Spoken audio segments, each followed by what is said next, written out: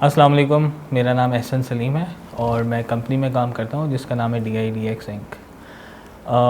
मैंने अपने करियर का आगाज़ किया था 2006 के अंदर as a call centre agent, और आज मैं एक टेलीकॉम कंपनी की ऑपरेशंस रन करता हूँ और मेरे साथ मुख्तलिफ़ मुल्कों में मुख्तलिफ़ किस्म के लोग मेरे साथ काम करते हैं।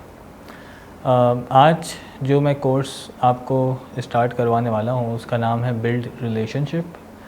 बिल्ड रिलेशनशिप्स आप सिर्फ अपने फैमिली मेम्बर्स, वाइफ, बच्चों के साथ या अपने कस्टमर्स के साथ नहीं, बल्कि आप डेली रूटीन में जिन जिन लोगों के साथ मिलते हैं, बात करते हैं, चाहे वो आपके फैमिली मेम्बर्स हों, कस्टमर्स हों या आपके ऑफिस कोलीग्स हों, या आप जहाँ से